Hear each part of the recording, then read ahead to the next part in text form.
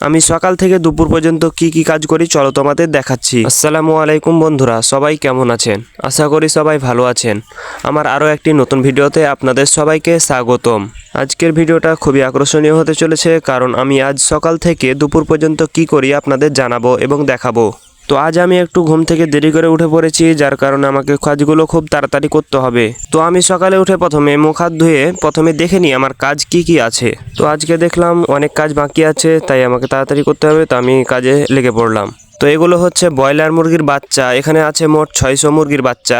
আমার কাজ হচ্ছে বুডারের গুঁড়া সাফ করা এবং খাদ্য পানি দেওয়া। তাই আমি প্রথমে মুরগির বাচ্চাগুলোকে দেখে নিলাম মুরগিগুলো সুস্থ আছে কিনা। তারপর ভালো মতো দেখাশোনা করলাম। এই বুডারও দেখলাম এবং ওই বুডারও দেখলাম।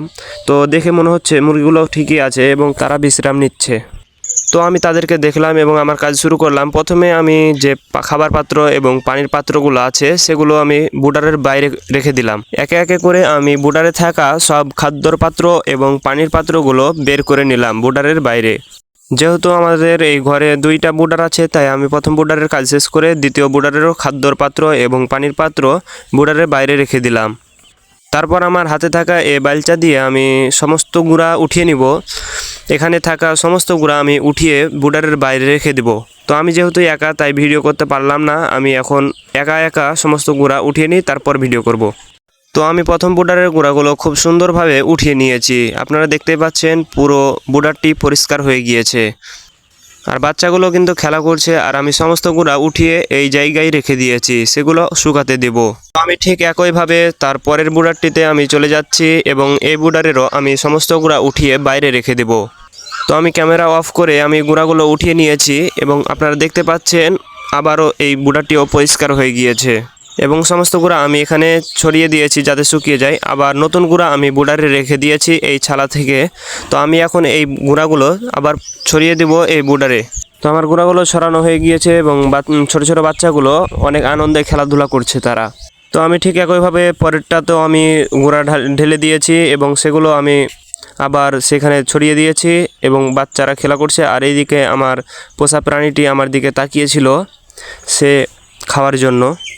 তো দেখুন মুরগির বাচ্চাগুলো কিভাবে খেলাধুলা করছে, কারণ তারা এখন পরিষ্কার পরিচ্ছন্ন জায়গায় আছে, তাই অনেক খেলাধুলা করছে। তো আমি ঠিক আগের ভাতই আবার সেখানে রেখে দিলাম সেই কার্টুনগুলো। তো আমার সব কার্টুনগুলো রাখা হয়ে গেল। এখন আমি খাদ্যর পাত্রগুলো রেখে দেব ঠিক জায়গায়।